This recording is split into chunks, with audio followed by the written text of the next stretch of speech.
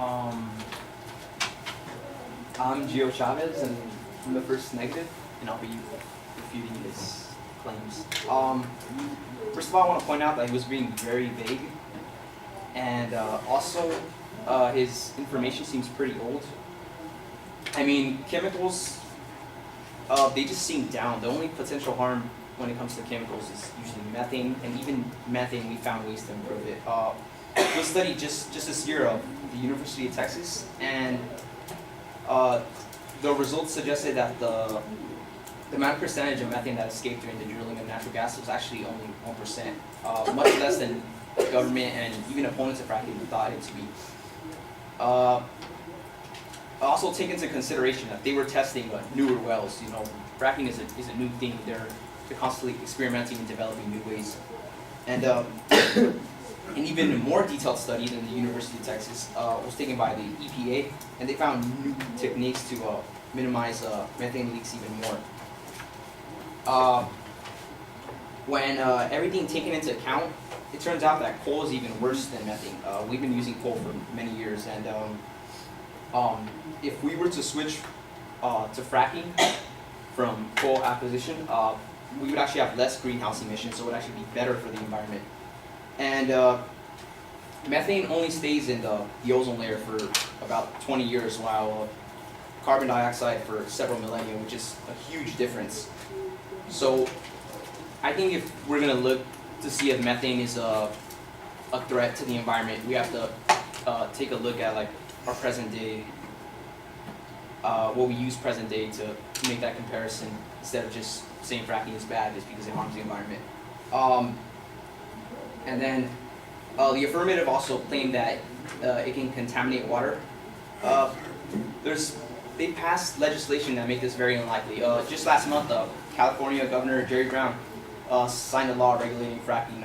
This law required for testing of groundwater around fracking sites, and also if you're a property owner and you live next to a fracking site, you can tell them to individually like just test the fracking site, and then at their cost, you don't even have to pay for it. And also, I don't understand why environmentalists think that water aquifers can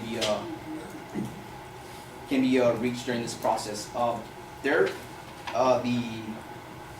wells are 8,000 feet below surface, and the water aquifers are 500 to 1,000 feet. And in studies, their fluids didn't reach higher than 3,000 feet. And this difference of 6,000 feet may not seem like a lot, but it's actually 4 Empire State Buildings stacked on top of each other, even more than that, and farther than a mile. And as recent studies continue, many can't prove that even the slightest amount of water contamination exists. Duke University had a study, the Energy Department in Pennsylvania, and the Environmental Protection all had studies. No water contamination. And Colorado Governor John Hickenlooper went as far as actually drinking the fracking fluid, just to prove his standing on this. And then Victor was also mentioning the 2.7 earthquake, when honestly that really has no potential threat whatsoever. That's barely enough to shake you even a little.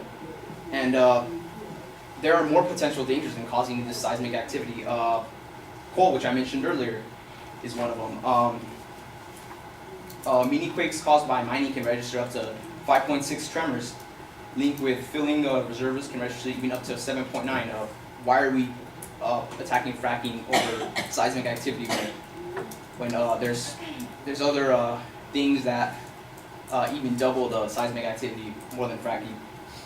And yeah, like I mentioned earlier, it's very, very small. You probably couldn't even feel it. Professor Richard Davies of Durham Energy Institute, he quoted that most fracking-related events release a negligible amount of energy, roughly equivalent or even less than someone jumping off a ladder onto the floor. And he also stated that that fracking depletes water. Water actually, it's kind of manipulated because it seems like a lot, but compared to the overall water that we actually use, it's very little. All freshwater withdrawals totaled about 127,000 gallons in 2005, according to Lawrence Liver National Labs. When looking at the number, it seems large, but really it isn't. In actuality, this number means water consumed to frack all U.S. shale gas wells in 2011 is only 0.1% of the total U.S. freshwater withdrawals. And not only that, but just because it's withdrawn doesn't mean it's consumed. Like he was saying that it rises back, and not all of it is actually used. And you made it seem like a bad thing, but it really isn't a bad thing because the wastewater is typically disposed in injection wells, and the uncontaminated water is reused again. And so, in that aspect, the annual freshwater consumed is even less. It's only 0.3% of total U.S. water consumption. And even arid states like Texas, where it's really barren and is drought-stricken, water withdrawals still fall below 1%. And again, with the coal thing, other fuels consume much more water.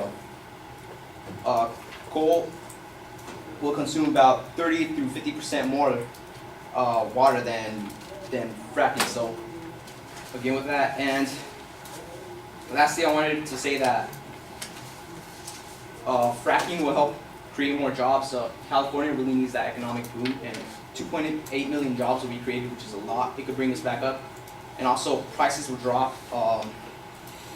You have if we have more resources, it makes it cost less, and gas prices keep rising. So this could be our advantage. This could be our way back up, and it's already helping our economy today. Fracking supports more than 2 million jobs nationwide. It's filled state and federal treasuries with nearly $75 billion in new revenues and lifted household income by more than 1,200 a year. So it's already helped, and that concludes my position for now. And thank you.